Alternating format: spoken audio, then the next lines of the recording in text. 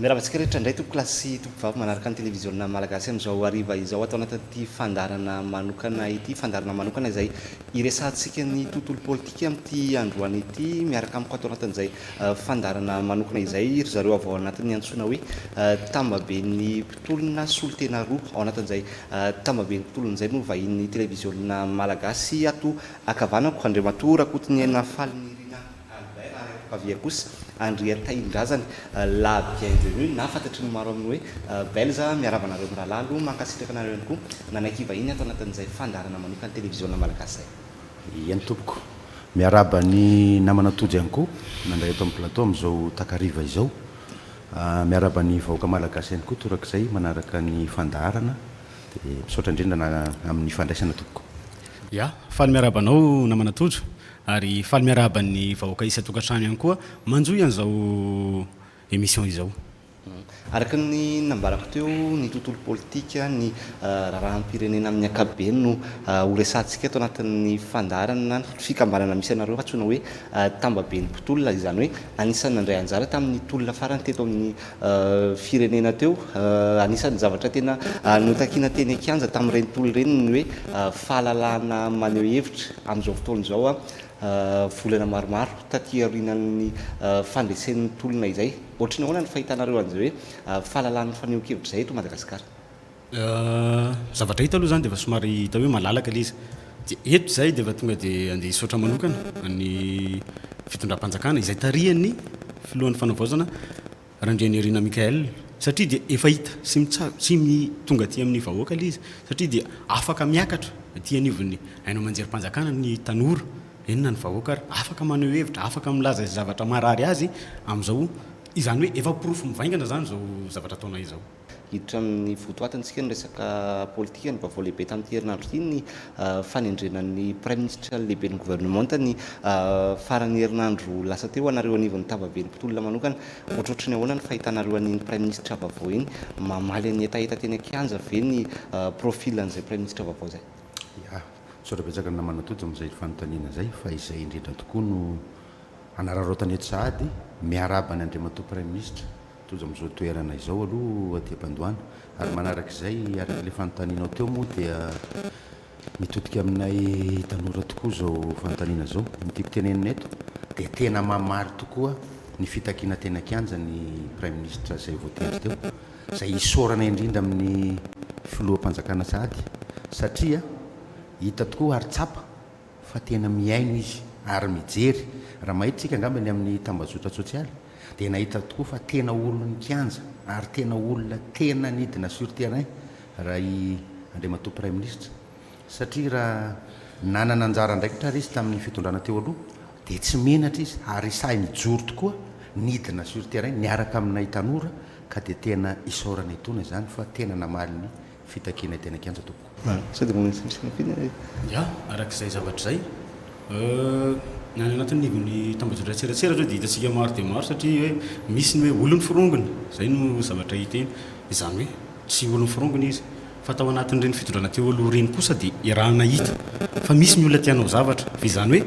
tafalatsaka tao anatin'ny hoe kizo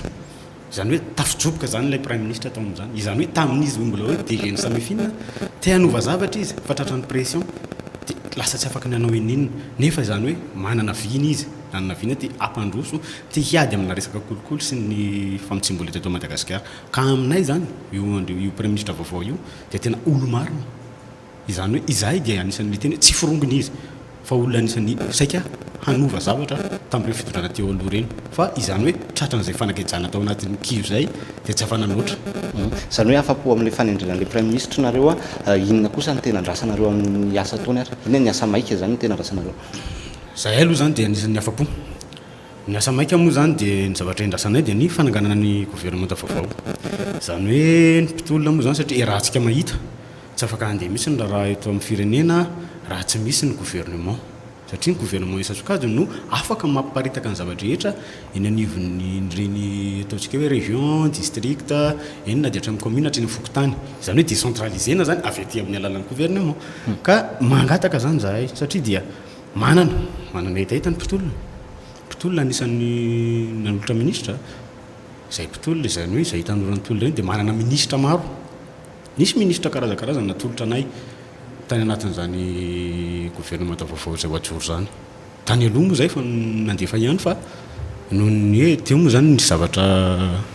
rahantsika nahita izay hoe nangatana nandravanany reny fa amin'ity indray mitoraka ity kosa mino zay zao eto fa hiaino anay zao aloha zao ny fanaovana fanavaozana sy ity premier ministre vaovao ity dia eto zany ny tenenako hoe manana zay ministra natolotra zay zay maromaro anisan'izany tany amin'ny secteur ny mine izany hoe ny secteur ny mine moa dia fiarahantsika malala fa arena be eto Madagasikara izany ary anisan'ny tena afaka manome asa ny tanora izany hoe anisan'ny mahavelona ny Madagasikara ray amanontolo satria raha iteny fotsiny aho zao raha ny olona natolotra dia anisan'ny olona manana doctorat en géologue géomaticien tany France ny olona izay mba natosika anay satria mino izay zany satria io olona io hamanetaetan'ny tanora izy vonina mpianatra ny anatin'ny secteur mine izay hitantsika tamin'ny fitondrana teo aloha fa tena ohatrany hoe mivoaka tsy fantatra ny arenan-kibon-tany hoe misy volamena mivoaka etsero misy volamena mivoaka aty nefa kosa ity olona atolotra ity dia vonina hamoaka an'izany volamena zany izay hoe anisan'ny mahavita araka ny nambarany taminay zany izay vinanasana izay efa hozaraiko ety ihany koa Madagasikara dia mahavita mamokatra 30 tonnes isa-taona hoy iaho izany hoe izany dia mahavita any Madagasikara ny sehatra mine sy ny sehatra arenan-kibon-tany eto Madagasikara zany dia afahantsika miaina mahaleo tena tanteraka sika eo anatin'izany izany no tenenako hoe misy famezana lanja lehibe ho an'ny mpampandrosoana ny arenan-kibon-tany ny zavatra hoentina satria afaka mahaleo teny tsika tsy voatery anafatra vola avy any ivelany tsy voatery akin-doha amin'ireny isika fa isika ireny ihany isika zany zao le anisan'le hoe mahanitra ambonin'ny arena mahanitra ambonin'ny volamena nefa isika dia manana an'izany ato ambanitsika izay ty tany toerantsika ity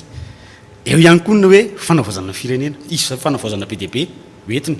anisan'izany misy sehatra asa omenan'ny tanora toy ny hoe service national vert ohatra izany service national vert zany dia irahantsika malala ao anatin'izany mety misy éducation civique misy ihany koa ny fampihofanana ara-miaramila hofanana ara-tafika le tanora ary ampianarina izy hahafantatra hoe izao sy zao anie ny zavatra misy eto amin'ny fireneny izao ny zavatra tokony ataonao izao ny zavatra hanananao eto Madagasikara ampianarina azy zany zay moa zany tena hoe service national vert service national refondé moa zany no nitondranay azy eto fa ao anatin'izay zay tetika azy zay gouvernement tamin'ny ankapobeny nambarinareo teo manana olona reo natolotra fa raha ho an'le gouvernement tamin'ny ankapobeny ohatrohatrany ahoana ny endriky ny gouvernement tandrasanareo ao anatin'ny tambabe mpitolona amin'ity fananganana gouvernement faharoa ao anatin'ny fitondrana fanavaozana ny républicaine Madagasikara ity gouvernement technicienne ve sa gouvernement politicienne ny tokony hijoreo misaotra namanatojo namizay fantany am'izay raha ny tena tanora moa zany ary tia ny vahoaka malagasy koa dia tokony gouvernement technicienne kanefa kosa gouvernement tena mamaly ny fitakian'ny vahoaka voalohany indrindra aloha zany le resaka jiro sy rano zay mbola mampikaikaika tatoato kanefa na dia zany ary efa somary nisy ezaka be ihany vitan'ny fanjakana indrindra eo amin'ny resaka jiro zany zao efa somary tsy dia tapaka intsony amin'ny parti sasany misy tapaka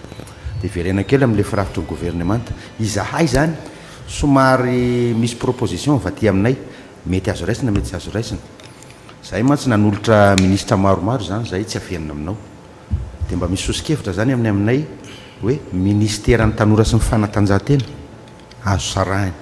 proposition va ty aminay zay satria ny tanora anankiray tsy voatery hanao fanatanjahantena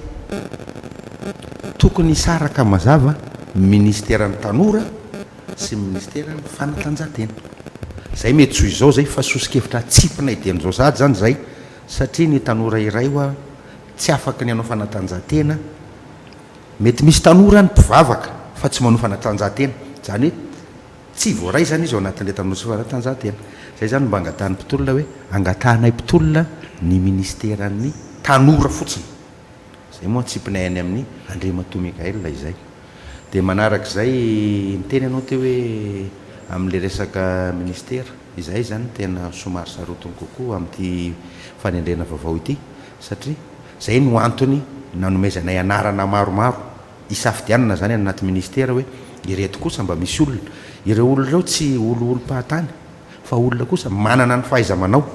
manana ny fahaiza mitarika ary indrindrandrindra olona tena ny ady teny akanjany akamarony ary olona mahafeha an'le ministera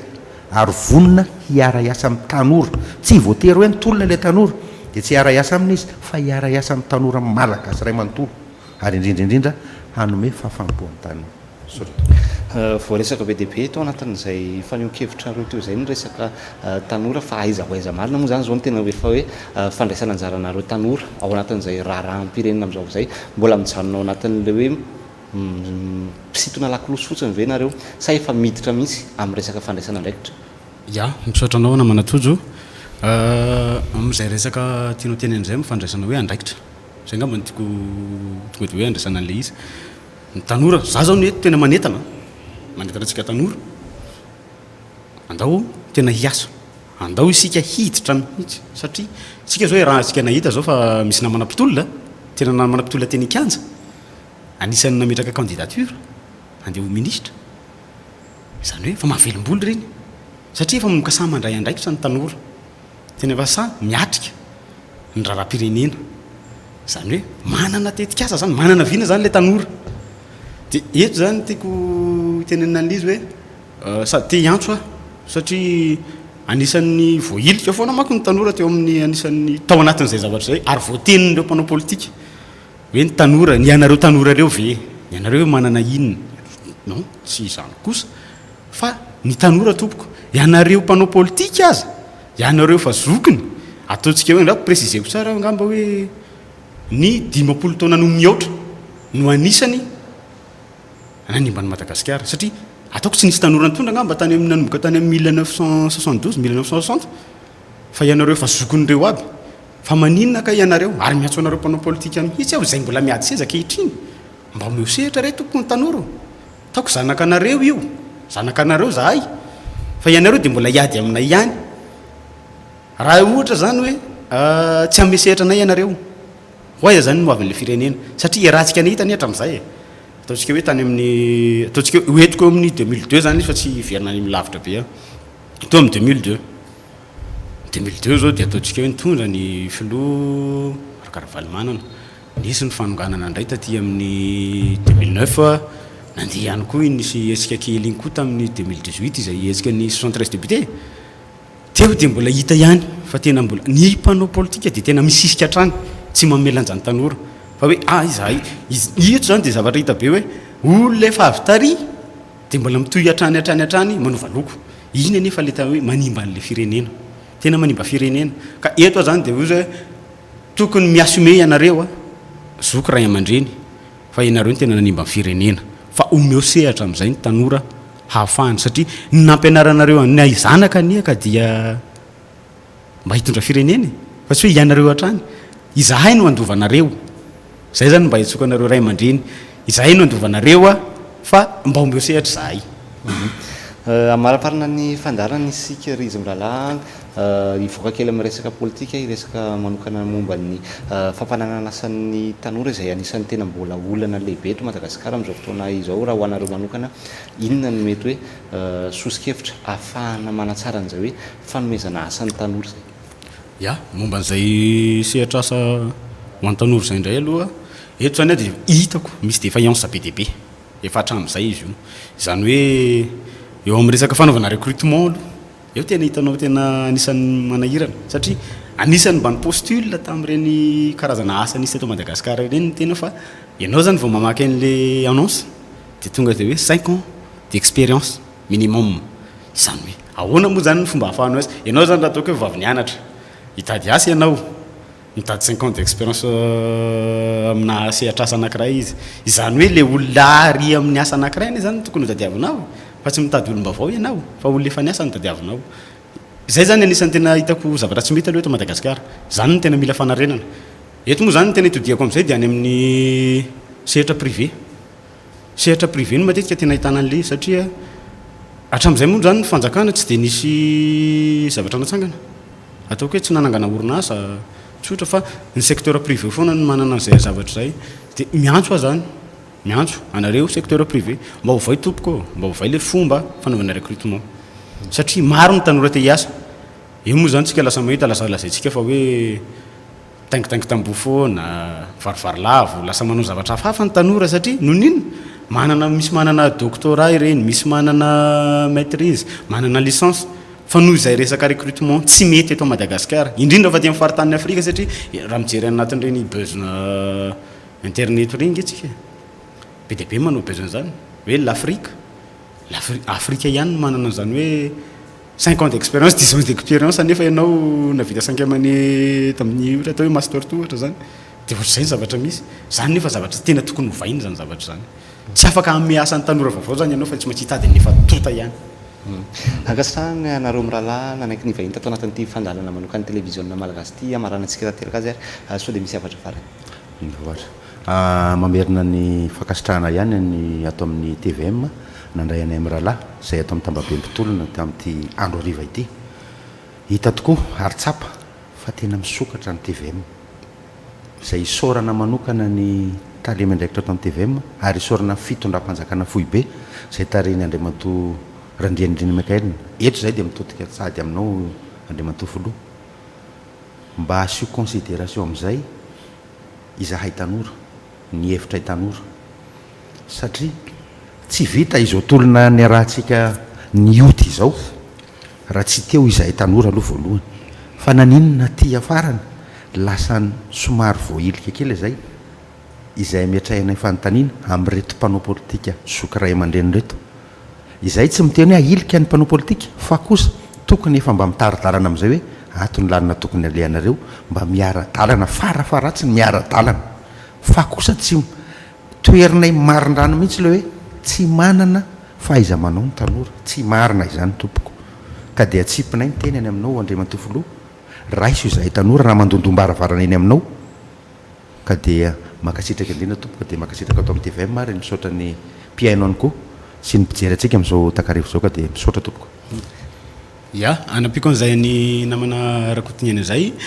misaotra namana tojo tamin'ny fandraisana misaotra ny ato amin'ny TVM amin'ny fanomezana lanjan'ny tanora izay ahafahana miresaka izany hoe izay zavatra nyteneny lava zay fa anisan'ny mahafeno azy daholo fa mahafeno fa ny tiako anentanantsika tanora fotsiny dia faly aho zany aloha faly be satria mahita atsika manomboka mandraindraikitra manomboka misehatra mangataka an'izay zavatra zay hoe nisy ny postulé ho ministre anisan'ny fierté anay reny tena mahafaly anay satria vonaindraindraikitra zany isika tanora ka eto dia miantso ihany koa zany miantso ny filohan'ny fanavaozana sy miantso ny prime ministre vaovao mba inory izahay mba inoy fa izahay tanora vonina hanampy anao amin'izany re fondation na hoe fanavaozana zany makasitraka indrindra tompoko dia izay ny koa ary tompoko lasy tompo vavy no mamarina ny fandarantsika tamin'ity androany ity mametraka ny veloma mandram-piona ho aminareo lahy dia mametraka ny veloma mandram-piona ho antsika ny tokantrano ihany koa mankasitraka anareo nanaraka ny fandarana hatramin'ny farany amin'ny manaraka indray veloma tompoko